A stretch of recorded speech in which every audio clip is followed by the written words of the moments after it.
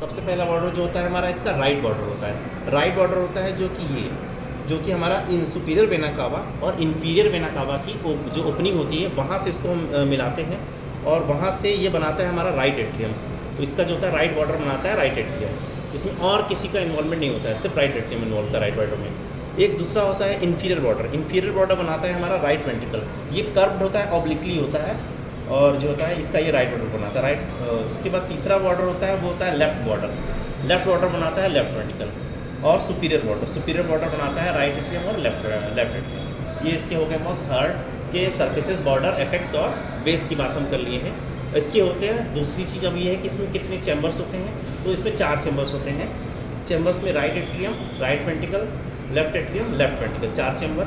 उनसे जो ओपनिंग होती है, ओपनिंग की बात करते हैं तो सबसे पहले जो ब्लड होता है हमारा डीऑक्सीजनेटेड ब्लड, वो हमारा एट्रियम में जो होता है सुपीरियर वेना कावा और इन्फीरियर वेना कावा से डीऑक्सीजनेटेड ब्लड जो होता है बॉडी से हमारा राइट एट्रियम में खुलता है।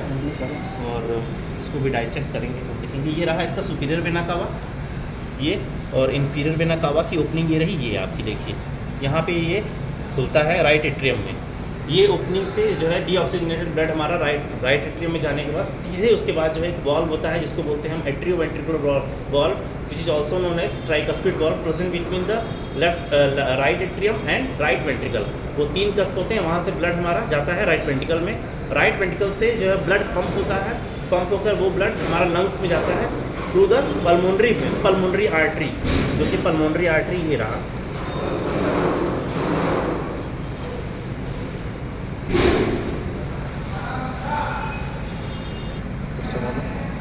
पल्मोनरी आर्टरी, यहाँ से ब्लड लंग्स में जाता है। लंग्स से जो डीऑक्सीजनेटेड ब्लड हमारा ऑक्सीजनेटेड होकर वापस आता है लेफ्ट एट्रियम में। और लेफ्ट एट्रियम में 4 ओपनिंग होती हैं, 4, और वो 4 ओपनिंग का नाम है पल्मोनरी वेन। वो खुलती है पल्मोनरी इसमें, उसमें दिख नहीं रहा, कट गया उसमें। फिर ये ऑक्सीजनेटेड ब्लड हमारे लेफ्ट वेंट्रिकल में जाता है। लेफ्ट वेंट्रिकल से ये जो है ब्लड हमारा आता है आर्च ऑफ एओर्टा से पूरे सिस्टमिक सर्कुलेशन में जाता है। आर्च ऑफ एओर्टा ये था। इसके तीन जो होता है सब डिवीजन होते हैं। इसका पहला जो सब डिवीजन होता है वो right brachiocephalic front left common carotid artery. तीसरा होता है जो लेफ्ट सबक्लेवियन आर्टरी। ये 3 ओपनिंग होती है जो आर्च ऑफ एओर्टा से निकलते ही होती है। बस ये हमारा राइट ऑरिकल। राइट ऑरिकल एक कुछ ऐसा पार्ट नहीं है, राइट एट्रियम का अपेंडिजेस होता है, उसी का एक पार्ट होता है। राइट एट्रियम ये रहा राइट वेंट्रिकल, ये लेफ्ट वेंट्रिकल, और ये पीछे से ये लेफ्ट ऑरिकल का ये अपेंडिजेस, और ये लेफ्ट चैम्बर, लेफ्ट एट्रियम। ये उठा लो, इसमें कोरोनरी करते हैं। सबसे पहले जो हार्ट को जो सप्लाई करता है वो होता है कोरोनरी आर्टरी। तो ये इसकी ओपनिंग कहाँ से होती है? इसकी ओपनिंग होती है हमारे आर्च ऑफ एओर्टा के ऑस्टिया से जो उसमें 2 सप्लाई होती है, राइट और लेफ्ट। तो राइट वाला इंटीरियर सरफेस से निकलता है, लेफ्ट वाला पोस्टीरियर सरफेस से निकलता है आर्च ऑफ एओर्टा के। तो हम इसके देखते हैं, इसमें जो है कट गया 2 फ्लैप बनाओ, कैंची से ये आर्टरी निकलेगा। एक्साइटमेंट में कुछ अपने ये पीछे की साइड, और इंटीरियर दिख रहा है, इंटीरियर दिख रहा है। वो होता है यहाँ से स्टार्ट होता है आर्च ऑफ एओर्टा के ठीक नीचे से, और इसको हम बोलते हैं कोरोनरी सल्कस। ये पीछे की तरफ सी शेप में रन बिहाइंड होता है। ये डिवाइड करता है एट्रिया को वेंट्रिकल से, ठीक है, कोरोनरी सल्कस। और दूसरा सल्कस होता है जो वेंट्रिकल्स के बीच में होता है, इसको बोलते हैं इंटरवेंट्रिकुलर सल्कस, जिसमें 2 पोर्शन होते हैं, एंटीरियर ये रहा और पोस्टीरियर ये रहा।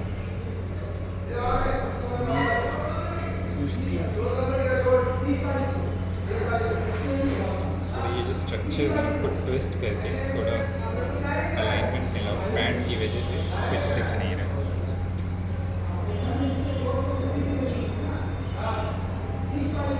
ये इंटीरियर वाला क्लियर नहीं हो रहा है, बस क्लियर वाला ये जस्ट मेरा थंब है बस इसके नीचे, इसकी थोड़ा सा आगे से करते हैं। एंटीरियरली 1 सेंटीमीटर कट कर रख के कट करो, इसका रख के। नहीं उसको हम छोड़ नहीं सकते हैं ना, वो ऑस्टिया ही हमारा लैंडमार्क है।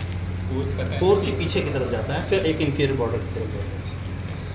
ये ऐसे बस हो जा रहा है मुझे फिक्सेशन के साथ। ये फिर उधर एकदम उसके बेस के आर्च एओर्टा है, एओर्टा के बेस का फैट निकालो, लेकिन बहुत ज़्यादा फोर्स नहीं लगाना। हो सकता है कि मैं आरसी या एलसी पकड़ा दे,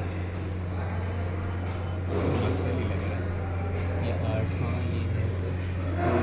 छोड़ दो, उसे छोड़ दो, बेस के पास साफ करो, जहाँ अंगूठा उंगली रखी थी वहाँ पास साफ करो, देखो कहाँ से रेजोनेट हो रहा है। कोरोनरी सारी फैट में ही एम्बेडेड होती है।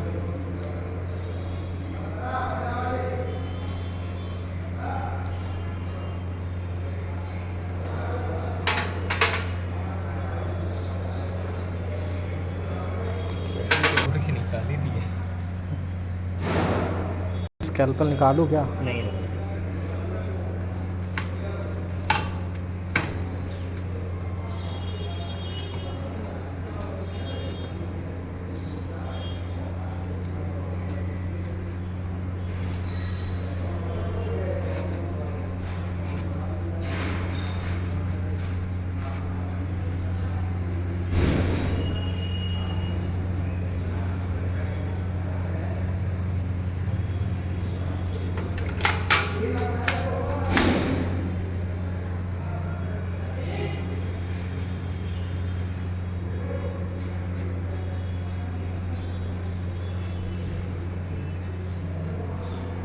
तो ये जो फेशिया है, दोनों स्ट्रक्चर को अटैच किए वो फेशिया फट जाएगी।